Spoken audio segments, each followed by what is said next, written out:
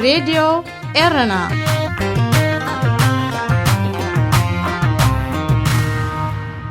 عزوز سلامتنا تقبلوا أبستفلالي كرنعت عالم كوينكم نمدبات راديو إيرنا اتكتاتلو زخبركم سمعتنا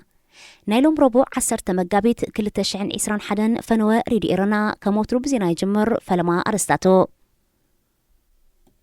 ኢትዮጵያ ኣብ ዞባ ቡሉ ናይል ናብ ዝንቀሳቐሱ ዕጡቓት ሱዳን ኣጽዋርት ልእኻላ ኽብል መንግስቲ ወቒሱ ፕሬዚደንት ርእሰ ምምሕዳር ፑንትላንድ ኣሕመድ ማዶበ ኣብ ጉዳይ ምርጫ ንምይይጥ ናብ ሞቃዲሾ ኣትዮ ዘበነ ስልጣን ወዲኡ ክእለ ዝወሰነ ፕሬዚደንት ኒጀር ተሸላሚ $5 ሚልዮን ኮይኑ ሬድዮ ኤረና ናጻ ድምፂ ኤርትራውያን ዕለታዊ ዜና ኢትዮጵያ ኣብ ዞባ ቡሉ ናይል ናብ ዝንቀሳቐሱ ዕጡቓት ኣጽዋርት ልእኽ ከም ዘላ ንመግለፂ መንግስቲ ብምጥቃስ ኣገልግሎት ዜና ሱዳን ሱና ሓቢሩ እቲ ኣገልግሎት ዜና ብዘቕረቦ ሓበሬታ መሰረት ካብ መንግስቲ ኢትዮጵያ ናብቲ ብኮማንደር ጆሴፍ ቱካ ዝምራሕ ተቃዋሞ ሓይሊ ዝተላእከ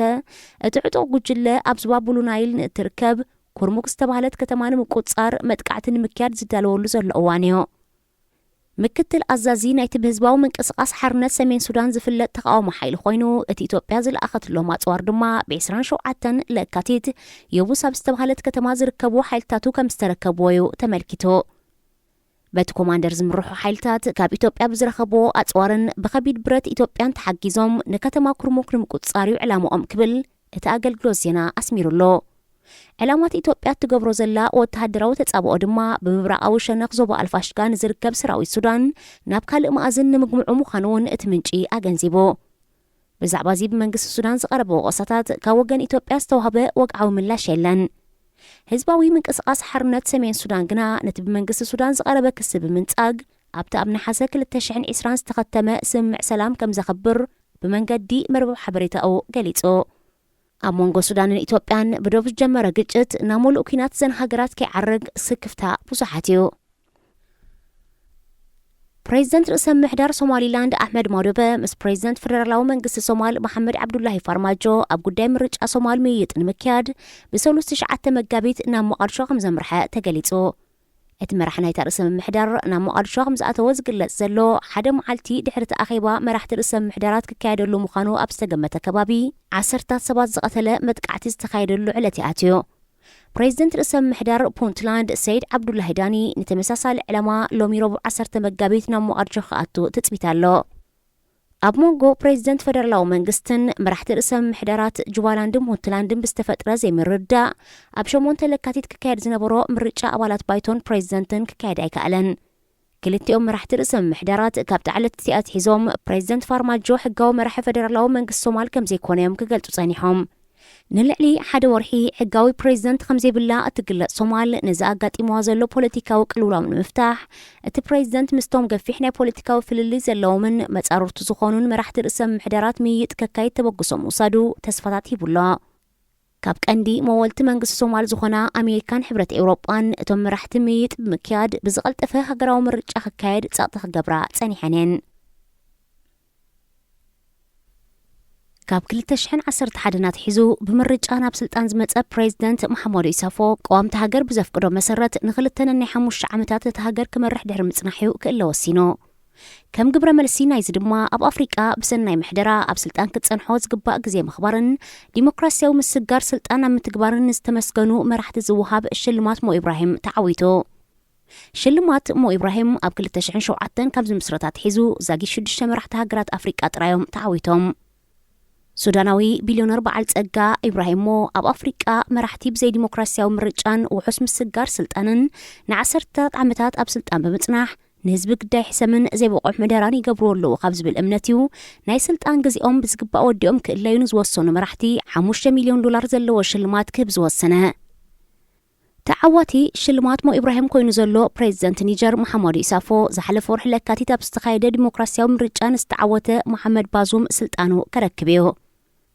ኣብ ምዕራብ ኣፍሪቃ እትርከብ ኒጀር ሓንቲ ካብ ቀዳሞት ተኸታት ሃገራት ዓለም እኳ እንተኾነት ቁጠባዊ ዕቤት ንምምዝጋብ ይኹን መነባብሮ ህዝቢ ንምምሕያሽ ካብ ኣውራሮ ቃሒታት ዝኾነ ውሑስ ምስጋር ስልጣንን ብቑዕ መደራ መንግስትን ንምትግባር ፕሬዚደንት መሐመድ ኢሳፎ ዝወሰዶ ተበግሶ ኣህጉራዊ ናእዳ ረኺቡሎ معسكر ውልቀ መልእኽትና ተባሃለት ኣብ ትግለጽ ኣፍሪቃ ፕሬዚደንት ኤርትራ ኣቶ ኢሳያስ ኣፈወርቂ ዝርከቦም 8 መራሕቲ ሃገራት ልዕሊ 25 ዓመታት ኣብ ስልጣን ጸኒሖም ኣብዚ በስሓ ካብዘን መራሕተን ልዕሊ 25 ዓመታት ኣብ ስልጣን ዝርከቡ ሃገራት ስማውን ይኹን ምርጫ ብስርዑ ክካየድ እንከሎ ኣብ ኤርትራ ግና ሃገራዊ ምርጫ ዝበሃል ተኻይዱ ይፈልጥ ነዮ ዝኸበርኩም ሰማዕትና ዜና ኣብ ተፈጺሙሎ ሬድዮ ኤረና ናጻ ድምፂ ኤርትራውያን ዳግማይ ሰላምታና ተቐበሉ ክቡራት ሰማዕትና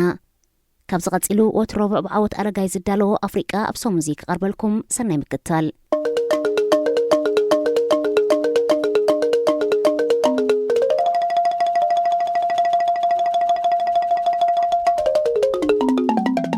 መንግስታውያን ማዕከናት ዜና ኢትዮጵያ ኣብ ጉዳይ ግጭት ሱዳን ካብ ምዝራብ ይቁጠባ ዝሓለፈ ሰሙን ሓደ መጋቢት ኣብ ኢትዮጵያ መበል 125 ጽምብል ዓወት ዓድዋ ተባሂሉ ዓወት ዓድዋ ወራር ጣልያን ንምምካት ኣንጻር መግዛእቲ ጣልያን ብዝተኻየደ ኩናት ዝተጎናጸፈ ኮይኑ ኣብ ከተማ ዓድዋ ክልል ትግራይ ዝተኻየደ እዩ ኢትዮጵያ ነዚ ጽምብል ዘብዓለትሉ ከተማ ዓድዋ ኣብ ትሕቲ ደበና ኩናት እናሃለወት ኣብ ርእሲ ምዃኑ ካልእ ምስ ገዛኢት ሓይሊ ብሪጣንያ ዝተፈራረመቶ ዶብን ይብጻሕኒ ትብሎ ምስ ሱዳን ዘዳውባ መሬት ካብ እዋን ናብ እዋን እትኸስረሉ ዘላ እዋን ይውን ኢትዮጵያ በዚ ቅድሚ 125 ዓመት ዝተገብረ ዓወት ብዓውታ ከተብዕል በዚ ድማ ኣብዚ እዋን ዝካየድ ዘሎ ኩናት ፈጺማ ብዛዕባኡ ካብ ምዝራብ ተቆጢባ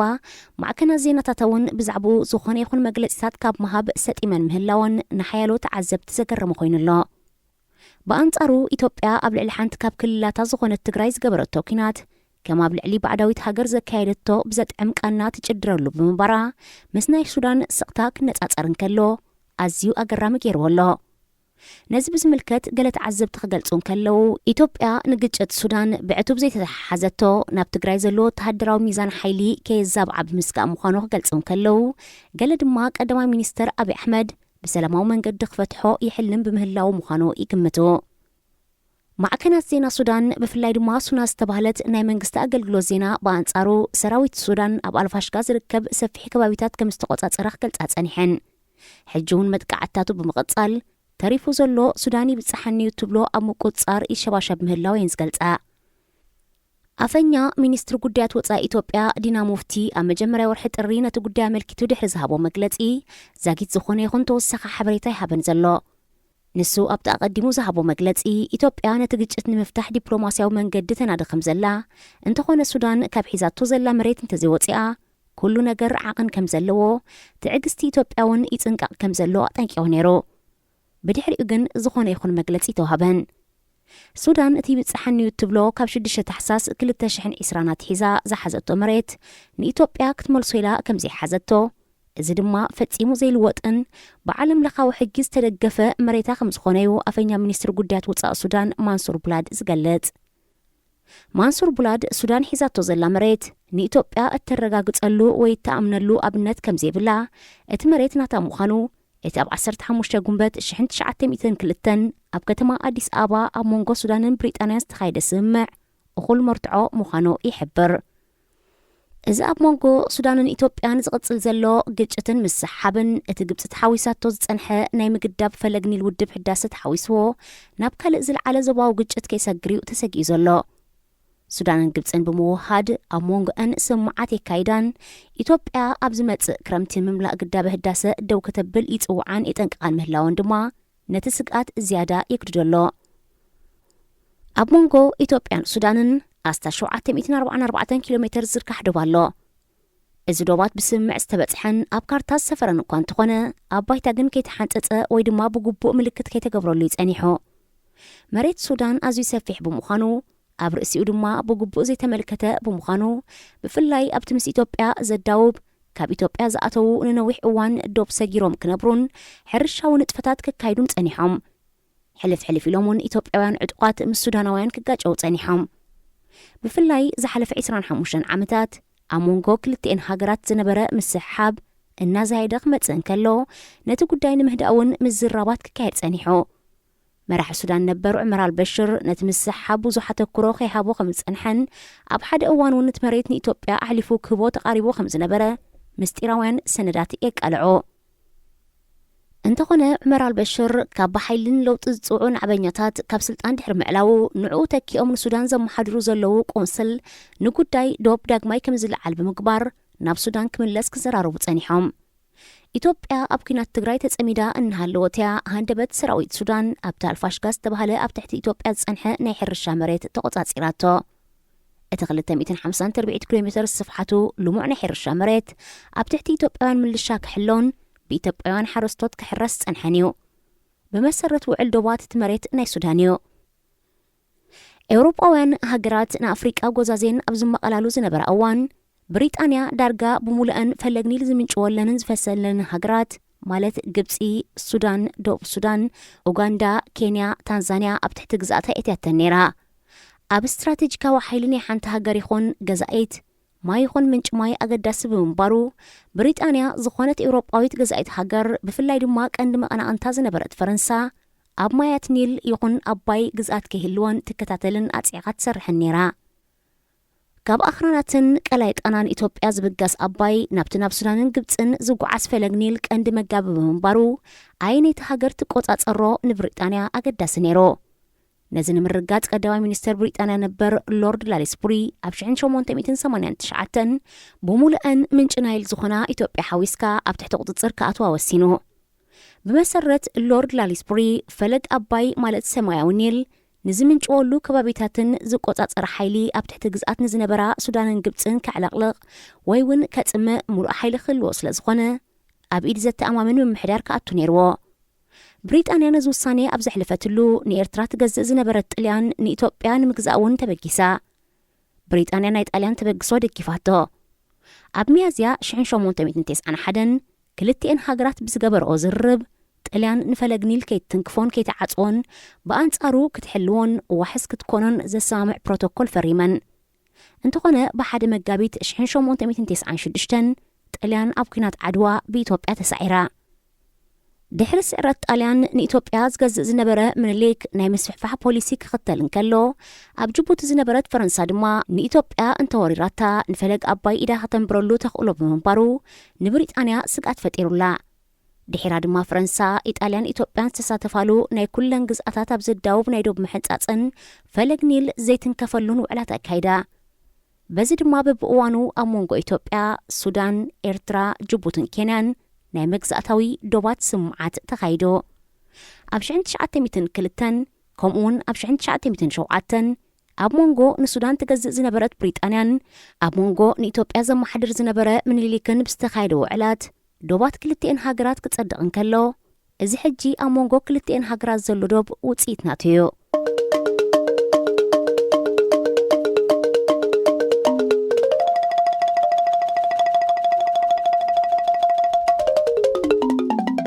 ፕሬዚደንት ኒጀር ሽልማት ሞ ኢብራሂም ተዓዊቱ። መብዛሕትኦም መራሕቲ ኣፍሪቃ ናብ ስልጣን ክድይቡን ከለው ኣብ መጀመርታ ለውጢ ንምምጻእ መብጻዕያቱ ንብልጽግናን ምዕባለን ከም ዝሰርሑ ይምድሮ። ሃገራውያንን ፈተውቲ ህዝቦምን ምዃኖም ይገልጹ። ተስፋ ዘስንቑ መደረታት የስምዑ። ጸኒሖም ዕድመ ስልጣኖም ክውዳእ ምስ ቀረበ ገለ ካብኦም ቅዋም ብምቕያር ኣብ ኮረሻ ስልጣን ዝቕጽልሉ መንገድታት የናድዮ። ገለ ምኽንያታት ብምንዳይ ምርጫታት ከየካይዱ ይዓክቱ። ገለ ድማ ሽግራት ብምፍጣር ኣቓልቦ ህዝቢ ጠምዚዞም ናብ ብኡ ዘፍለጠ ውልቀ መለኽቲ ይጸርዩ ክሳብ ዕለተ ሞቶም ድማ ኣብ ስልጣን ይጸንሑ። እዚ ብዝኾነሉ ግዜ ሃገር ትሕመስ፣ ቁጠባ ይዓኑ፣ ግጭታት ይምዕብሉ፣ ተስፋ ዝነበረ ሃገር እንድሕሪት ትጉሰስ። ነዚ ንምፍዋስ መራሕቲ ሃገራት ኣፍሪቃ ሰሲዖም ኣብ ስልጣን ኮፍ ከይብሉ ኣብ ዝተመደበሎም ናይ ስልጣን ግዜ ብሰላማዊ መንገዲ ስልጣኖም ከረክቡ ንምትብባዕ ነቶም ስልጣን ዘረከቡ ዝውሃብ ሞ ኢብራሂም ዝተባሃለ ሽልማት ኣሎ። ሽልማት ሞ ኢብራሂም ብምርጫ ናብ ስልጣን ደይቦም ኣብ ዝተመደበሎም ናይ መርሒነት ግዜ ወዲኦም ስልጣኖም ብሰላማዊ መንገዲ ዘረከቡ ናይ $5 ሚልዮን ሽልማት ክወሃቦም እንከሎ ኣብ ልዕሊኡ $200,000 ክሳብ ዕለተ ሞቶም ዝቕጽል ዓመታዊ ደሞዝ ይኸፍሎም። ናይ ሎሚ ዓመት ተሸላሚ ሞ ኢብራሂም ፕሬዚደንት ኒጀር መሐሙዱ ዒሶፎ ኮይኑሎ። ንሱ ኣብ 2011 ፕሬዚደንት ኮይኑ ናብ ስልጣን ዝደየበ ኮይኑ ኣብ 2016 ዳግማይ ተመሪጹ ክመርሕ ዝጸንሐ ቅዋም ሃገሩ ብዘፍቀደሉ መሰረት ድማ 2 ግዜ ንናይ 5 ዓመት ናይ ስራሕ እዋን ወዲኡ ስልጣኑ ንፕሬዝደንት ክኸውን ዝተመርጸ መሐሙድ ባዙም ንምርካብ ዝቀራረብ ዘሎ እዩ። ፕሬዝደንት ኒጀር መሐማዱ ዒሳፎ ብተወሳኺ ሕጊ ቅዋም ኣብ ልዕሊ ምኽባሩ ንሃገሩ መጠናዊ ናይ ቁጠባዊ ምዕባለ ዕቤት ከተመዝግብ ክሕግዝ እንከሎ ኣብ ምኽባር ዞባዊ ጸጥታውን ዓቢ እጃም ተጻዊቱ እዩ። ፕሬዝደንት መሐማዱ ትሕቲ መስመር ናይ ዝነበሩ ቁጽሪ ዜጋታቱ ካብ 48 ናብ 400 ከወርዶ ኽኢሉ ኣሎ። ወዲ 68 ዓመት ፕሬዝደንት መሐማዱ ን10 ዓመት ድሕሪ ምምርሑ ብሰላማዊ መንገዲ ስልጣን ዘረክብ ዘሎ ኣብ ታሪኽ ሃገሩ ንመጀመርታ እዩ። ኒጀር ካብ ግዝኣት ፈረንሳ ናጽነታ ካብ እትጎናጸፍ ኣብ ዝሓለፉ 60 ዓመታት 8 ፕሬዝደንታት እኳ ተመርሕዋ ገለ ብወተሃደራዊ ዕልዋ መንግስቲ ገለ ድማ ብቕትለትዮም ካብ ስልጣን ክእለዩ ጸኒሖም። ፕሬዝደንት መሐማዱ ተዓዋቲ ሽልማት ምዃኑ ድሕሪ ምፍላጡ ኣብ ትዊተር ኣብ ዝገበሮ ትዊት እቲ ሽልማት ንሃገሩ ኒጀር ሓበን ከም ዝኾነ መራሕቲ ኣፍሪቃ ክብርታት ዲሞክራሲ ክሕልውን ቁኑዕ ምሕደራ ክሕልውን ከም ዝሕግዝ ገሊጹ። ሽልማት ሞ ኢብራሂም መሐመድ ኢብራሂም ዝተባህለ ሱዳናዊ ብሪጣንያዊ ቢልዮነር ብዝመስረቶሞ ኢብራሂም ፋውንዴሽን ዝዕደል እዩ። መሐመድ ኢብራሂም ሴልቴል ዝበሃል ኣብ 14 ሃገራት ኣፍሪቃ ክሰርሕ ፍቓድ ዘለዎ 24 ሚልዮን ዓማዊል ዘለዎ ኣገልግሎት ቴሌኮሙኒኬሽን ቴሌፎን ወናኒ ዝነበረ እዩ። ንሱ ነቲ ትካል ቴሌኮሙኒኬሽን ኣብ 2005 ብ3.4 ቢልዮን ድሕሪ ምሻጥ እዩ ኣብ 2007 ሞ ኢብራሂም ፋውንዴሽን ብምቋም ስልጣኖም ኣብ መዓልቲ ዝገደፉ ሰባት ሽልማት ክህብ ጀሚሩ። እቲ ናይ $5 ሚልዮን 200,000 ዓመታዊ ክፍሊትን ሽልማት ብተወሳኺ ሃገሮም ንዘማዕበሉ ህዝቦም ካብ ድኽነት ንዘውፅኡ እሩም ምሕደራ ዝተኸተለ ንኻልኦት መራሕቲ ኣርኣያ ዝኾኑን እዮም ዝያዳ ዝወሃብ። እቲ ሽልማት ዛጊት ኣብ ዝሓለፈ 14 ዓመታት ፕሬዝደንት መሐማዱ ሓዊስካ ን7 መራሕቲ ነበር ተዋሂቡሎ። ንሳቶም ጃኮብ ቺሳኖ ሞዛምቢክ፣ ኔልሰን ማንዴላ ደቡብ ኣፍሪቃ፣ ፊስቱ ማጉኤ ቦትስዋና፣ ፔድሮ ፒረስ ኬፕ ቨርደ፣ ሂፈከፑኔ ቦሃምባ ናሚቢያ፣ ኤለን ጆንሰን ሰርሊፍ ላይቤሪያ እዮም። ነዚ ሽልማት ዝዕድል መሐመድ ኢብራሂም ኣብ 1946 ኣብ ሰሜን ሱዳን ዝተወልደ ኮይኑ ኣብ ሱዳን ቴሌኮም ዝሰርሕ ዝነበረ ካብ ዩኒቨርሲቲ በርሚንግሃም ብኮሙኒኬሽን ሞባይል ብማዕርግ ዶክትሬት ዝተመረቐ ኣብዚ ሕጂ እዋን ናይ $1.3 ቢልዮን ሃብቲ ዝውንን ኣፍሪቃ ናብ ጎደና ምዕባለ ከተምርሕ ዝጽዕሩ ሰባት እዩ።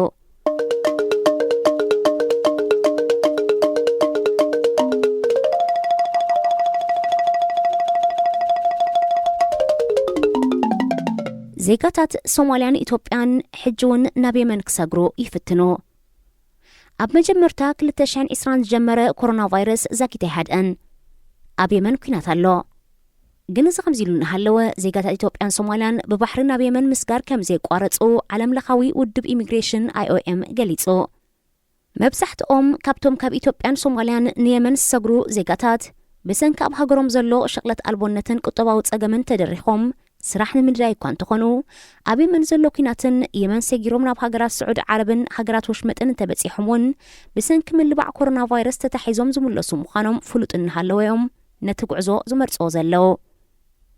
እቶም ዜጋታት ስራሕ ንምድላይ ብብዝሒ ዝኸድዎን የመን ተሳጊሮም ስዑድ ዓረብ፣ ቀጠርን ኢማራት ዓረብን ከምኡውን ካልኦትን ክኾና እንከለዋ ኣብ ስዑድ ዓረብ፣ ኢማራትን ቀጠርን ዝቕመጡ ብፍላይ ዘይሕጋውያን ሰራሕተኛታት ኣብ ቀጻሊ ናብ ሃገሮም ናይ ምምላስ ስግኣት ከም ዝርከቡ ኣብ የመን እውን ኣሽሓት ኢትዮጵያውያን ኣብ መንጎ ኩናት ተቐርቂሮም ከም ዘለው ተገሊጹ። ካብ ዝተፈላለያ ክልላት ኢትዮጵያ ዝመፁ ደቂ ኣንስትዮ ዝርከብኦም 10 መንእስያት ዕላምኦም ንስዑድ ዓረብ ብምግባር ብኣጋር ጋላፍ ናብ ዝተባህለ ክሳብ 46 ዲግሪ ሙቐት ዘለዎ መሬት ጅቡቲ ይበጽሑ።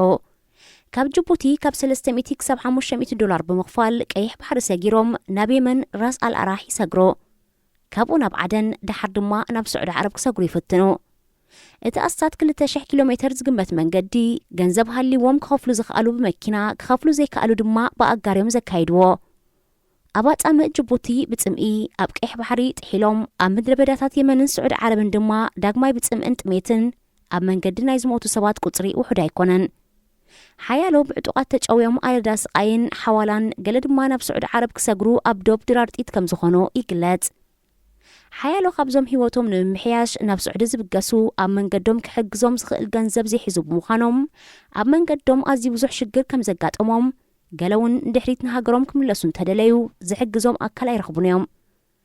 ብሰንኩ ድማ ኣብ የመን ተቐርቂሮም ዝተርፉን ክሳብ ለሚኖም ክበልዑ ዝግደዱን ሓያሎ መንእስያት ኣለዉ እዞም ብኸምዚ ቀዲሙ ዝተጠቕሰ ኣገባብ ናብ ስዑድ ዓረብን ቀጠርን ዝኸዱ ውሑዳት ዕዉታት እውን ብዘይ ሕጋዊ ኣገባብ ናብኣተን ዝኣቱ ብምዃኖም እንተተታሒዞም ናብ ሃገሮም እዮም ዝጥረዙ ኣብ ዝሓለፈ ቅንያት ሓደ ብዓይነቱ ፍልይ ዝበለ ኣጋጣሚ ከም ዝነበረ እውን ዓለም ለኻዊ ውድብ ኢሚግሬሽን IOM ይገልጽ ብመሰረት መግለጺ ሓንቲ ህጻናት ዝርከብዎም ኣስታት 200 ስደተኛታት ጽዒና ካብ ጅቡቲ ዝተበገሰት ጃልባ ኣብ ሞንጎ ጽዕነት በዚሕዋ ክትጥሕል ብምድላያ ኣስገርቲ ኣስታት 80 ሰባት ብሓይሊ ናብ ባሕሪ ከም ዝደርበይዎም ተፈሊጡ ካብዚኣቶም እቶም 20 ክሞቱን ከለዉ እቶም ዝተረፉ ድማ ናብ ግማግም ባሕሪ ተጸፊዖም ኣብ ጅቡቲ ሕክምናዊ ክንክን ይግበረሎም ኣሎ ኣብ ከተማ ሰንዓ የመን ኣብ ሓደ ናይ ስደተኛታት ሓውሲ ቤት ማእሰርቲ መዕቆቢ ብዝተወልዐ ባርዕ ሓዊ 8 ሰባት ክቕተሉን ከለዉ 170 ድማ ቆሲሎም ኣለዉ እቶም ኣፍሪቃውያን ከም ዝኾኑ ዝተገልጹ ስደተኛታት መብዛሕትኦም ኢትዮጵያውያንን ሶማላውያንን እዮም ብመሰረት ጸብጻብ ኣብ 2019 138,000 ሰባት ብመንገዲ ጅቡቲ ናብ የመን ክሰግሩን ከለዉ ኣብ 2020 ኮሮና ቫይረስ ኣሎ እናተባህለ ድማ 37,500 ሰባት ሰጊሮም ዓቕሊ ጽበት ዘስዓቦ ስደተኛታት ዋላውን ናብቲ ሓደገኛ ዝኾነ ዞባ ክጓዓዙ ይመርጹ ምህላዎም ዘተሓሳስብ ምዃኑ ዓለም ለኻዊ ውድብ ኢሚግሬሽን ይገልጽ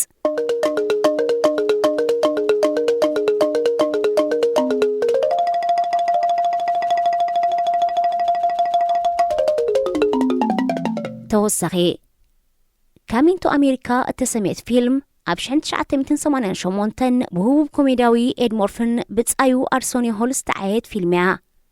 ኣብታ ፊልም ዛሙንዳ ኣብ ዝተባህለ ናይ ሓሳብ ንግስነት ኣፍሪቃዊ ወራስ ዓራት ምስ ነጋዊ ስድራ ቤቱ ክነብር ተርኢ እቲ ወራስ ዓራት ቅድሚ ምምርዓው ናብ ኣሜሪካ ክበጽሕ ኢሉ ይኸይድ እሞ ኣብኡ ሓንቲ ኣፍሪቃዊት ኣሜሪካዊት ይፈቱ እታ ኮሜድያዊት ፊልም ኣብ እዋና ኮነ ክሳብ ለይትሎም ድማ ኣዝያ ህብብቲ ፊልም እያ ኣብዛ ሒዝንያ ዘለና ዓመት 2021 ድማ ካሚንግ ቱ ኣሜሪካ 2 ካልእቲ ክፋል ድሕሪ 33 ዓመታት ናብ ምርኢት ቀሪባላ ኣብዛ ፊልም ካብ ዝሓለፈ ፍሉይ ዝገብሮ ንግስቲ ኮይና እትዋሳ ደቡብ ኣፍሪቃዊት ኖምዛማ ሙምባታያ እቲ ካልእ ዝፈልዮ ድማ ኣብታ ፊልም ገለ ተዋሳእቲ ዝኽደንዎ ክዳን ሓበሻ ከምኡውን ጽሑፋት ግእዝ ብፍላይ ድማ ጽሑፋት ኣምሓርኛ ዝረአ ብምዃኑ እዩ ኣብታ ፊልም ኣብ ከተማታት ኤርትራ ህቡብ ኮይኑ ዝነበረ ብዛዕጎል ዘጌጸ ኣቡ ጀዲድ እውን ንግስቲ ለቢሳቶ ትረአያ ብዘይካዚ ሽልማት ንጉስ ብፍላይ ድማ ኣብ ክሳድ ዝግበር ካቴና ናይ ኦርቶዶክሳዊት ቤተ ክርስቲያን መስቀል ተምሳል ዘለዎ እዩ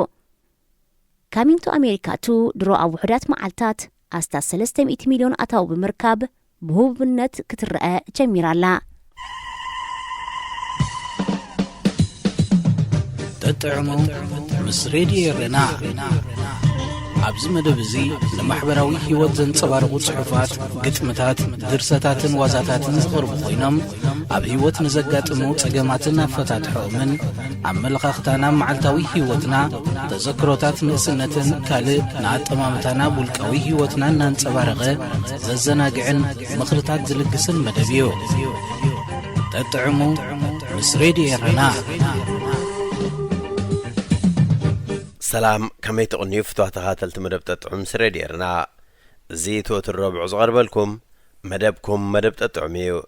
نلمون كم تلمود نعخم يخوبني زبن لا تحس تدالينا أب مدب ساعتنا ترغبنا لنا كساف تسامي مدبنا مسانا حبيركم بخبر خصان حزو دماكم أدالونا أغراب المدب تسفيت يوهانسي سناي مكتتال راديو إرنا ناتا دمت إرتراويان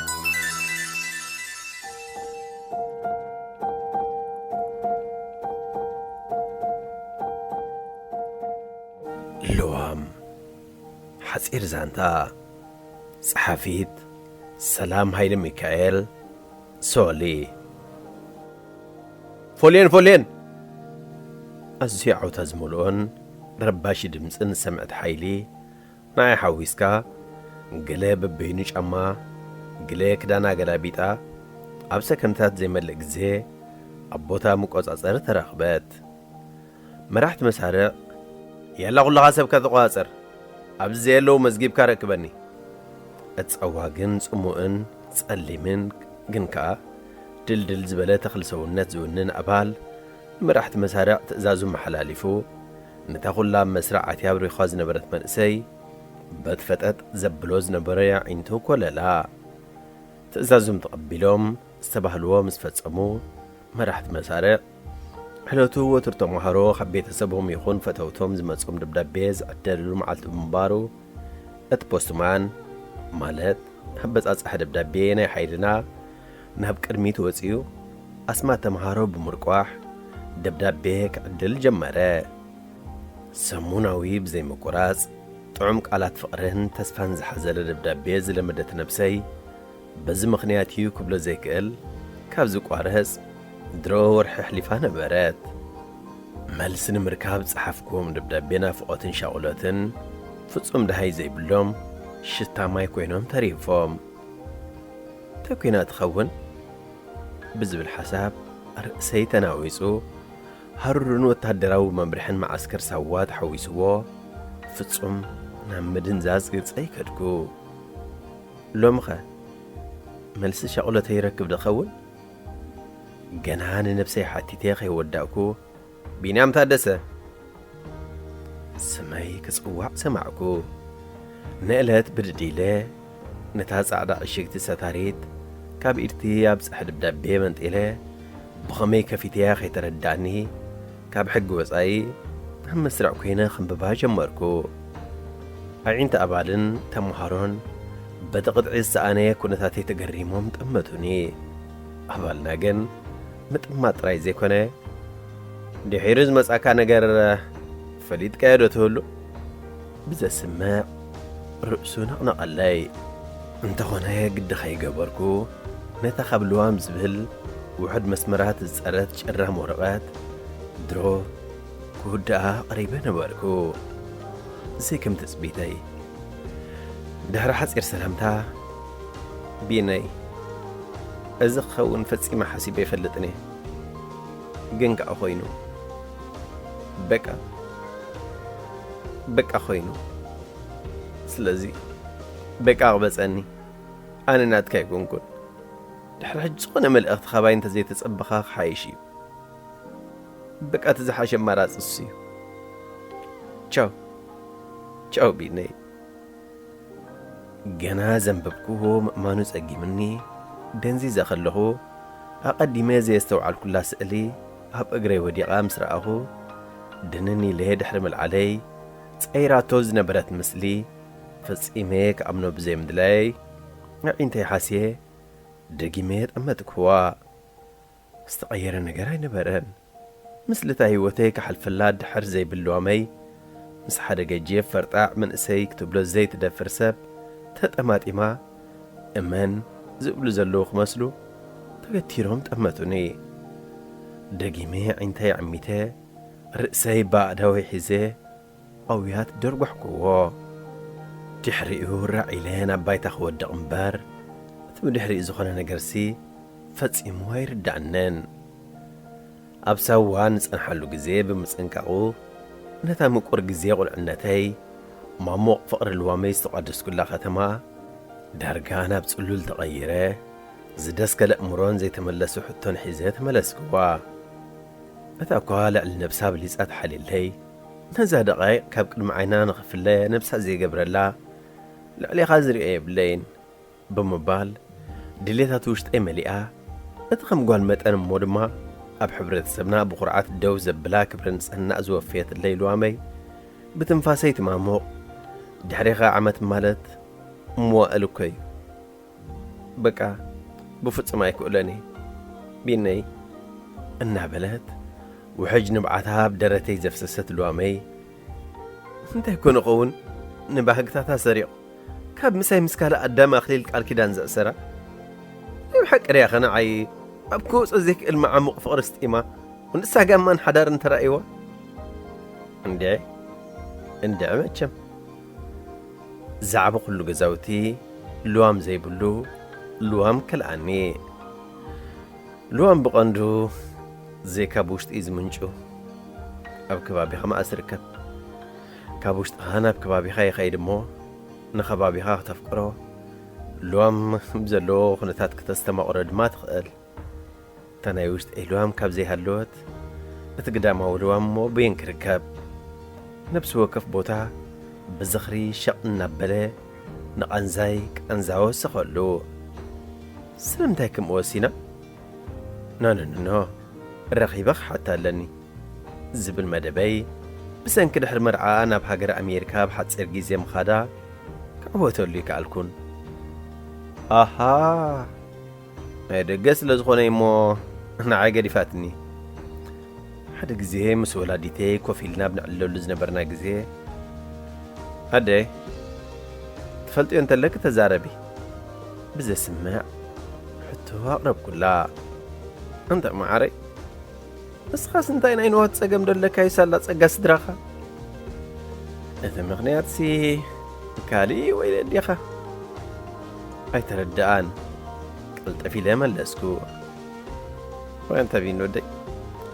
ندرزني نسخم مواسبتنا يكونكمن نحنا جواتات دق جواتاتنا بهالتيوم انتي مالتي خجوا دق جوا ولاديت مخانا زنقعه قنجري لحتتكوا انت درار عيني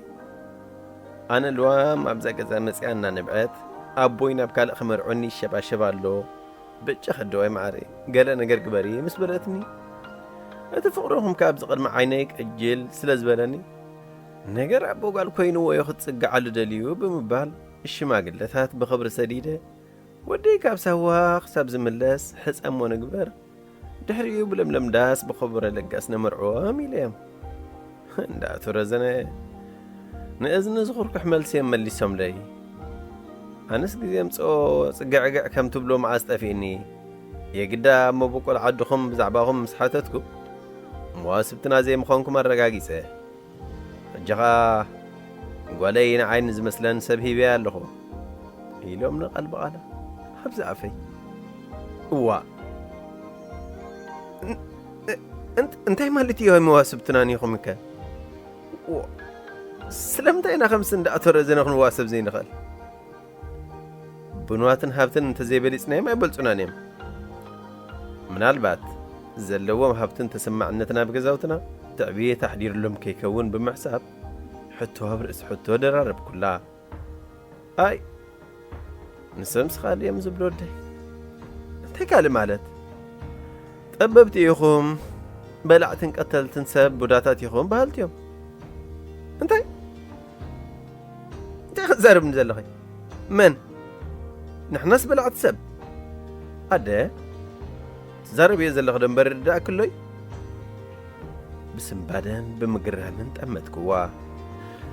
رد أنه أدرار عيني هو ما نحن دسب نبلعنا تبل أدي خيز عينتها أمامتها أمتكوا أدي هذا مخانق يترفع بسم بعدين بحرك عنن كسل تخلينو زنبرة قصي قاعدة وسديدة درس دحر مبال درار عيني سبدون سبب بلعي تقمت إلها حتى تتني عندي انتي فليته كنا حرك عناي بزي مسكانو عو يبل نبركو حندبتكا نتاقد منوح عمتات أب قصر بيت مرتناز نبرت بيت مصحف تخيدنا مسلوامي يكويننا ننبباز نبرنا روبنسون كرونسوت بالمصحف بزعبة حد سب مس بصوت غينون ناقشة مركب تسيراتهم لأسران 4 عمتات أبس مواد سيت كوينون بينو زحلفو دحيرو مس عربيلو الساميو كعبلعت سب كعدم كله زد حانو بتايون زغطل 3 عمتات بدغلالها 26 عمتات أبتعد سيت استقمت أمو دك سبات كم انسساب حاوت أبيسوم كبالعوام بعيني رئي لو زمسكر هدي ولاديتي بلعت سابيخوهم إلا أبقى فيك بدرقوحات اللي عليتناتهم كيهلونا فرحكو نزال علي من مخاناز فلت أسب زيل لنفسي بلعت سبكيت خون ترتركوا بينو ودي انتين دزبل لك كله بارعي سلاسي استفتر فطور اتحادة غبت حادة سلطاني يقولون صغيلك بهيلي دحرا حاسة انت تدقاقيمون عاقب زبلو انت زي رخيبون حقي زمسل ترقص كحاسوت دارقة حقي كوازبلو سلازي سخف عيبالك لوام تخدت كاب لوام تبلت سبت مسل بعليكمي زبلت قال سب مريض همصار كاز ودي جنا زرب أخي ودت قال سب كم صار كه ما غاركيبكي بمبال قري فيها ندقق أي نفسكو أتنا عمتات تسفان بيرلوز نبوركو تمرتي كان بوكارت أنستنا مقبي كسكر خلخو عقرقرك بلا نجمرة أتكوها مردق زحزة دبدابيلو لي دحر ماتريك مفتاني أب إيدي بس حنبر قدمي انتو زخونسي كميلنا بالعلواي تكالات تمرتزس أمبرنت بخمس الزرع كايخات عصد ديسي بال أب تمرتهي تغليلي قداسة بمطفئين دقا بمخانمو علين بدرجة دس مثال كما أدفلت تبارركو أزخون نعايز قد سنين بران بعالفلت لوامي كو تخسير على بمبال شلل دقابلكو نتومو الدوم أبزل على درجة بسيحو خريو بسعادة إيدوم قديفهم بسألم إيدوم سريحهم زمهارن سدرايقن عبنا يكسر هاز أفعيتنا براه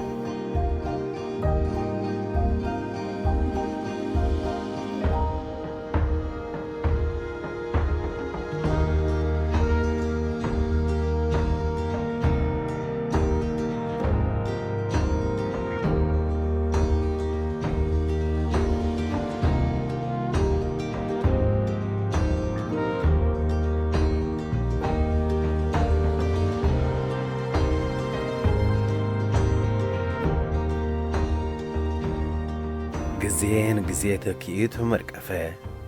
أزيق بيدنا هيوت فتنا بالعليان تأتيوها بزنبرو الجزية أدلي لهز فتن كودي فيجن بخلو واي توزع قديدني هجأها بس حني كابتا خب حديدا خمزوز أتبابور نابتخدو زيت فلتكو هنا زلا حقري إيرترا كوتس عدر رخيبة قديمة بزي حقاو من قدي انتاي بزي حقاو من قدي حق زي بالله عددو حقاو من قد هلوي بزغنه ناب قربيت هاجر السودان سأني حد ما ناب هاجر أمريكا مرحكو حد جيبوت حدش قديان نباب راس الدات ها إلا فلمكو فقري بلي هو تقليلو بتستأسيلي أرق زبلا بالا يترف بعلو خسر حالي بعلي كسرو حابز فتن كل جزي خمان هج حنففاء لوامي كم عفافة التمن صباح زخراننا تحدثه تكاليها بلعني حنسب إن حوارن كقبصة نهي بحكي أنا أقبل أسب كوينس كيبل عادي أنا عي مع موت ألام قديفات عزيرة زبل حوتتات يناوز أني من بارهم أبها قرأ أمريكا تنبر كم زلاب مفلاتين نخرخ بها بزوح ونسعاركو أما حبراو ميديا يخون نفلت تحاتي تاقن صعري كنتو داخونا ما عم يخو تعرفكو انتو خونه هيوتي بقبو كم مراحسي فاسئمو يكالكالنن دروكا أب إرترا بسنكو الفتاتن كالإنس خسركو قدايت مرتزازيمة أبت مجمريا هاجر أمريكا خاط تخلقو كم نايس إريه سرحتنيا خوينا سرح اللوزنا بوركو هسبيتال درجاي ملق بملق أيره نابك أنديت حقاقا حكيم تسقاقيره كسرح جمركو كاب علتها حدا معلتي ترنيا حكيم وعيله بطعمي دخيمه نتا دحري تقبلني ترنيا حكيم قال نسيتي معلتويز أبس أباركيبه بقانك انجليزنيا بروخ نايس راح ساعتات كوخنا لا تمنيتي دحر مقلاص قاونين مقيار نعمك اير خفليها مراحكو جناب أخي بس أحكوكن أتقصر هوسبيتال ويو بزبر رباشي دمسي ناي أمبولانس تناوصة كاب الشبد بدن اتا مكينان كاب بوشت اتا مكينان زفنو زنبرة اهتاز تحوص أوياتن أزيو سبس إيرام مبارا كقمتها تشجركون أوياتنك أنزان دك سبات دارقا معلتاوي سمع مباريين كم سب محرت كورر تمنيه ماليسه من قديك أتصل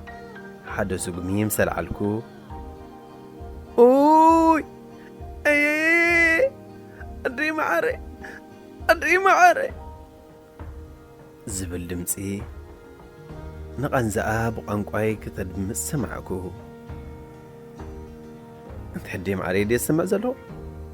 نእዝነይ ብዘይ ምእማነይ ንነብሰይ ሓተትክዋ ንኽረጋግጽ ድማ ብጉያ ናብቲ ክፍሊ ማሕረሲ ተጸይራ ዝኣተወት ሰብ ኣበልኩ እትው ክብል እታ ንዓይ ዝተቐበለትኒ ተረኛ ሓኪም ኦ ማይ ጋድ ዶክተር ዩ ኮሚንግ ባክ ኢትስ ቨሪ ናይስ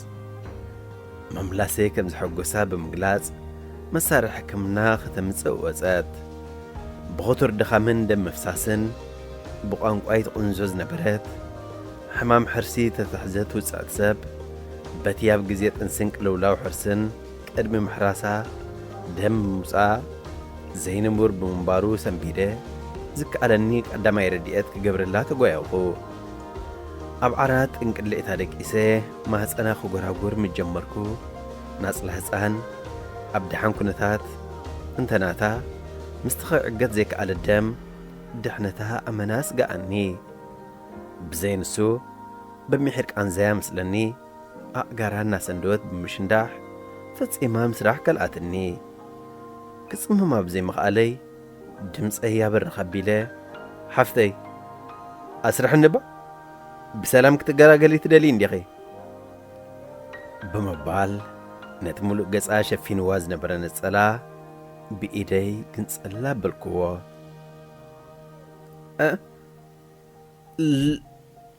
ልዋም ዝረእኽዎ ኸእምን ብዘይ ምኽኣለይ ዝረባ ኣቢኒ መልሓሰይ ቁልፍ በለ ኣብ ዘይሕሰብ ሰዓት ኣብ ዘይግመት ቦታ ዲ ዝበለ ድምፃዊ ብርሃም ኣፈወርቂ ንኽትኣምኖ ዘጸግም ኣጋጣሚ ተፈጥረ ቢነይ መንጎ ስምባደን ቃንዛን ኮይና ስመይ ኣድመጸት ብርግጽ ንሳ ታወሳዲት ልቢ እታ በኽሪ ፍቕረይ ረኻቢት ስኣኒ ብምባል ምናልባት እኳ ኸይበልኩ ጓሕጒሐ ፍቕረይ ዝነገፍ ኩላ ልዋመይ በላዕ ሰብ እዩ ብምባል ርሕርሕ ኣቢላትኒ ዝሕሻ ዝመረጸት ልዋም ድሕሪ ነዊሕ ውረድ ደይብ ናይ ህይወት ትንፋሳ መንጎ ህይወትን ሞትን ተቐርቂራ ሃንደበት ጐፍ ኢላትኒ ኩሉ ኣካላተይ ካብ ቁፅጽረይ ወፃእ ኾይኑ ኣብራኸይ ራዕራዕ በለኒ ውነይ ጠፊእኒ ገለ ነገር ወሪርኒ ሞያይ ዘሰከመኒ ሓላፍነት ዘንግዐ ናበይ የኸይድ ከም ዘለኹ ኸይረጋገጽኩ ካብ ተኽልቴና ዝነበርናዮ ክፍሊ ጥራይ ዘይኮነ ካብ ቀጽርቲ ሆስፒታል ከይተረፈ ኣሪሐ ቐነፈጽኩ ስቕ ኢለ ኣጋረይ ናብ ዝመርሓኒ ድሕሪ ምኻደይ ዝወርድ ዝነበረ ኪፍኪፍታ ዝናብን ዝነፍስ ዝነበረ ንመንፈስካ ዝሓድስ ንፋስን ርእሰይ ሃሪሙ ምስ ገደፈኒ ቁሩብ ናይ ህድኣት መንፈስ ተሰማዓኒ እሞ ስጉመይ ደው ኣቢለ ክሓስብ ጀመርኩ ሕጂ ስታይ ይገብር ኣለኹ ማለት እዩ ክሕርሰ እምበር ነይርኒ በቲ ኻልእ ድማ ኖ ነታ ኣብ ኩሉ ሂብከያ ኸተብቅዕ ኩሉ ሒዛን ዓለም ብዝጥዕማ ንኽትነብራ ንዓኻብ ክትወፅእ ዘይትወፅእ ኽእል ዓዘቕቲ ፍቕርነትያ ስሚዕታትካን ዘንትእለት ዝቐተለት ሰብሲ ከተሕርሳ ሕማቕ ውሽጠይ ብኽልተ ቐራና ሓሳባት ተዋጠረ ቡዳኮ ንሓራስ ስማ እዩ ቡዳኮ ንህፃውንቲ ቅትል ይዘብሎም ቡዳኮ ናብ ዝብአ ተቐይሩ ብልዕልዕ ይዘብለካ ቡዳኮ ብፈተውቲ ዝጅምር እዚ ብሂላት ድሕሪ ትደይ በላዕቲ ሰቢኹም ዝብሉና ኢላ ምንጋራ ብኸፊል ዘጽናዕክዎ ብሂላት ሕብረተሰብና ምስቲ ዝተፈራረቐ ሓሳበይ ተደሚሩ ተወሳኺ ጭንቀት ኮነኒ ዘይ በላዕ ሰብ ኢላ ርሕርሕ ዘበለትኒ ሕጂ ጽቡቕ ገይረ በላዕ ሰብ ምዃነይ ከርእየ ናይዚ ኹሉ ዓመት ዝተሰቐኽዎ ሓነይ ዝፈደሉ ግዜ ዝኣኸለ ኾይኑ ተሰምዐኒ እሞ ባእስቲ ሓቃር ፍሽኽ ብምባል ኣንፈት ጉዕዘይ ቀይረ ናብቲ ኸም ንፋስ እናተሓንበብኩ ዝገደፍክዎ ሕክምና ብሸለብ ገለብ ተመለስክዎ ኣብቲ ቐጽሪ ምስ በጻሕኩ ግን ውሽጠይ ፍርሒ ዝርው በሎ ብፍላይ ኣብ ኣፍ ደገቲ ንልዋም ዝገደፍክዋ ክፍሊ ከቢድ ሻቑለት ዝነበቦም ሰባት ላዕልን ታሕትን ክብሉ ምስ ረኣኹ ዓቕለይ ጸበበኒ ትንፋሰይ ውትፍ በለኒ ዶክተር ልዋም ወይ ታድያ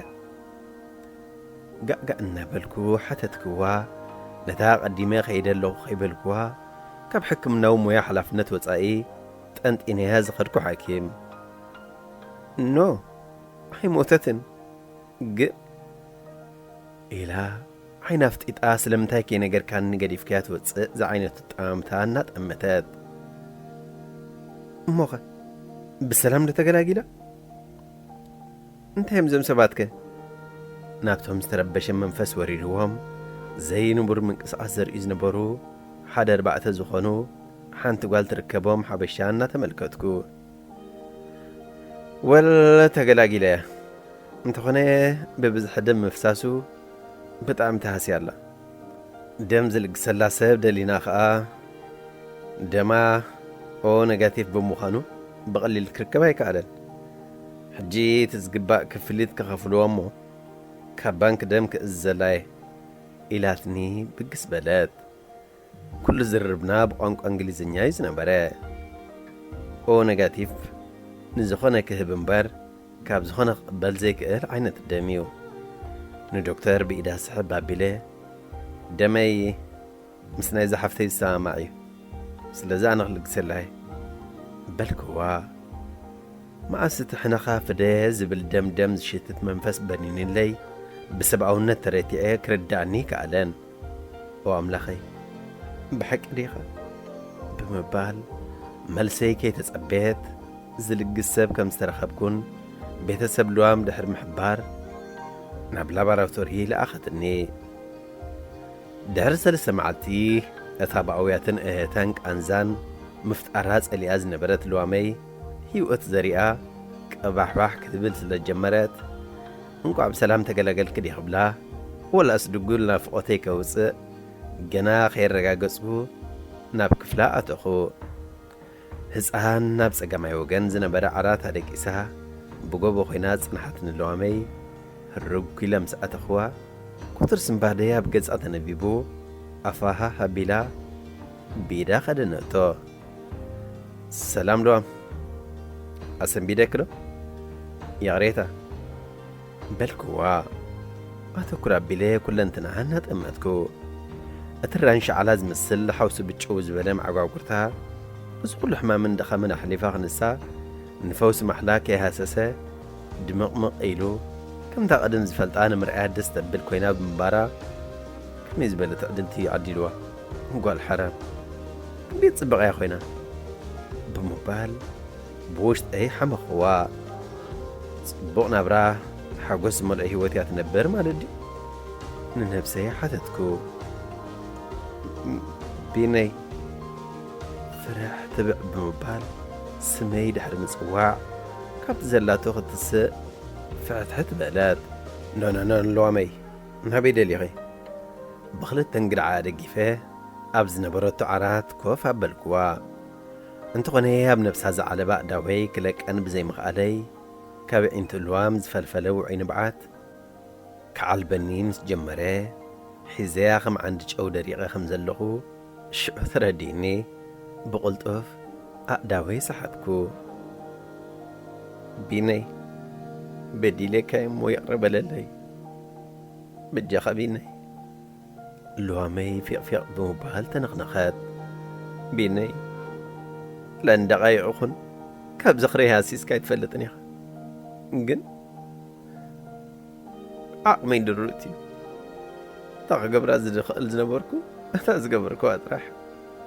بكا عقمي بعين النعكة هاي ترايبا بكا السنايك أخل قزي بوشت أيو فرح أقول قزي بلبي ببغيات كزار باب زي ما قالوا حقت بلا سلمت هاي تبغي الله خلو لي بجاها صقبلي وشت ايه كمان هاي ما ادري نبعتها صرق دقيمة داوي نابقز على أخكوان أداوي تراي زي كوني مرق نفسي دانيني قريبها بمباري أتمؤشتها نفسها هنقفلو أفنج أي سرسيرو بزخريين الحريت ملسني نهتا فقريبا فقر زق ودست النولي مسايك الله نايلبين فقبلكوا حقفها تمتم بلا بك حيزكا هبز عرات انقلع لعبال زبل حساب وتفوتف بلني ግን ኣብ ከም ዝህሞት ከለና ናይ ምብጻሕ ሰዓታት ኣኺሉ ሓንቲ ጓልን ኣዝዩ ዘፍጣጥ ርእሱ ንምስክር እኮ ትኸውን ጥር ትብል ፀጉሪ ዘይብሉ ዕድሚኡ ናብ 50ታት ዝጽጋዕ ሰብኣይ ከባቢ ወዲ 8 ዓመት ዝኸውን ቆልዓን ሕውስ በሉና ከመይ ውዕልክ ልዋመይ ሕንዲኺ ብምባል ንሉለይ ኣብ ግንባራ ስዒሙ ንዓይን ሰላምታ ኢዱ ሰደደለይ ኣብ ግንባራ ምስዓማ በዓል ቤታ ምዃኑ ስለ ዘረጋገጽኩ መምዘኒ ደቂ ሰባት ኣተሓሳስበኦም እምበር ደጋዊ መልክዖም ከም ዘይኮነ ዘንጊዐ ርእሰይ የማነ ጽጋም ብምንቕናቕ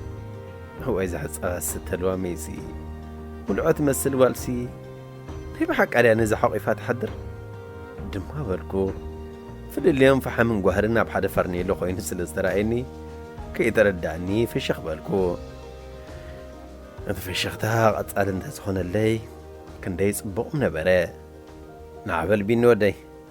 ሓፍትኻ ዳእያ ኣዲኻ ጽብቕቲ ወልዓ ኣምፅያ ትልካ ኣላ እታ ብሓደ ጸግዒ ናብ ሓራት ጽግዕ ኢላ ብሰድያ ኮፍ ኢላ ዝነበረት ጓል ነቲ ብሕፍረት ርእሱ ጉልዕጽ ዘብል ዝነበረ ቆልዓ ኢዳ ብምምልካት ጸዋዕቶ ኣብ ቅድመይ ግንባራ ክስዕማ ከሎ ርእሰይ ብፍላጽ ዕንፀይቲ ከምሳረምኩ ፈግፈግ ኢሉኒ ስምዒተይ ክቈጻጸር ናይ ሓይለ ቦይ ተቓሊሰ ኸብቅዕ ቢኒ ዝብል ስም ሰማዕኩ ግን ከቢድ ነጐዳ ብጥቓይ ከም ዝነጐደ እዝነይ ጎውጎው በለኒ ወድኺ ድዩ ሓተት ክዋን ልዋም ከይተረዳእኒ እምበር ነዊሕ ቁመቱን ደርጋ ዝበዝሓ ክፋል ገጹ ምስሊ ናይ ልዋመይ ዝሓዘ ብምባሩ ወዳ ምዃኑ ይሰሓትኩን ልዋመይ ብፍርሒ ዓይና ወሪሕሪሕ እናበለት ብርእሳ ናይ ኣወንታ መልሲ መለሰትለይ ኤሉለይ ካባኸሲ ንዓይ ክዝክር ኢልኪ ኢኺ በኽሪ ውላድኪ ስመያ ጠሚቕክዮ እንታይ እሞ ይዓብስ ንዓይ ብደወይ ቀቢርኪ ስመይ ህያውን ተገበርክዮ ብውሽጠይ ዕሩምሩም ብምባል ነቲ ድሮ ንሰበይቱ ደም ለጊሰ ስለ ዘድሓንኩሉ ይቕኒለይ ዶክተር ብምባል ምስጋንኡ ክገልጸለይ ጀሚር ዝነበረ በዓል ቤታ ከም ንብሩ እኳ ከይመለስኩሉ ነታ ኣብ ገጻ መሪር ጣዕሳ ዝንበብ ዝነበረ ልዋመይ ብናይ ኦሮማይ ዓይኒ ጠሚተ ልበይ ብዘይዋሕስ ንዓኣ ረኪበ ደመይ ኣብ ደማ ሓዊሰ ስምዒታተይ ንድሕሪት ገዲፈ በሊ ክሳብ ሎሚ ናይ ብሓቂ ሰብ ንሰብ ክበልዖ ዓቕሚ ኣለዎ ኢልክ ተኣምን እንተለኺ ካብቲ በላዕ ሰብ ቡዳ ቢንያም ደም ሰትየ ከለኹ እሞ ሰብ ምብላዕ ተላመዲ ኢልዋመይ እናበልኩ ዋዛምሲለ ዘረባይ ደርበኹ ነዛ ሙሉእነት ዘይብላ ዓለም ኣንፈተይ ቀይረ ንኽጓዓዛ ካብታ ክፍሊ ሰላሒለ ወጻኹ ክስታይ ከኣ እምበር ዘኪረ ከሴራ ሴራ ኣብ ልዕሊ ዛንታይ ሓደ ግዜ ጋዜጠኛ ግርማይ አብርሃም እቲ ዝኸውን ይዝኸውን ትብል ተርጊሙ ዘቕረባ ዛንታ ዘኪረ ስለዚ እዚ እውን እቲ ዝኸውን ይኮይኑ በልክዋን ንብሰይ ተፈጸመ ነመስግነኪ ሰላም ሃይለ ሚካኤል ሶሊ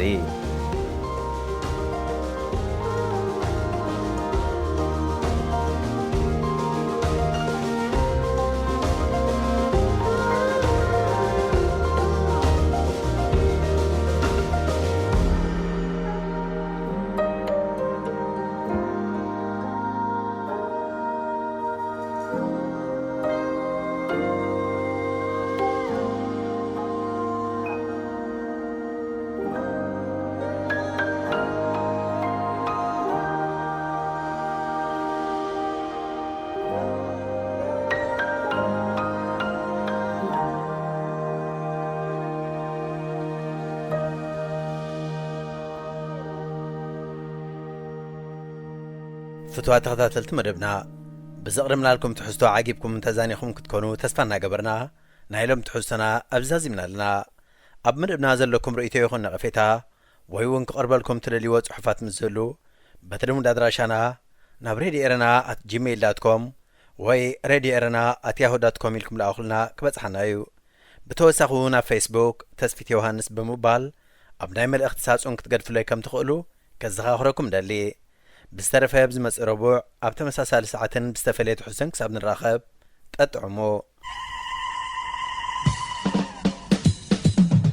ጠጥዕሙ ምስ ሬድዮ ኤረና ኣብዚ መደብ እዚ ንማሕበራዊ ህይወት ዘንጸባርቑ ጽሑፋት፣ ግጥምታት፣ ድርሰታትን ዋዛታትን ዝቐርቡ ኮይኖም ኣብ ህይወት ንዘጋጥሙ ጸገማትን ኣፈታትሖምን ኣመለኻኽታና መዓልታዊ ህይወትና ተዘክሮታት ንእስነትን ካልእ ንኣጠማምታና ውልቃዊ ህይወትና እናንጸባረቐ ዘዘናግዕን ምኽርታት ዝልግስን መደብ እዩ። ጠጥዕሙ ምስ ሬድዮ ኤረና ዝኸበርኩም ተኸታተልትና ነዚ ሰዓት እዚ ተዳልዩ ዝነበረ ሓፈሻዊ መደባት ሬድዮ ኤረና ብቋንቋ ትግርኛ ኣብ ተፈጺሙሎ። ሬድዮ ኤረና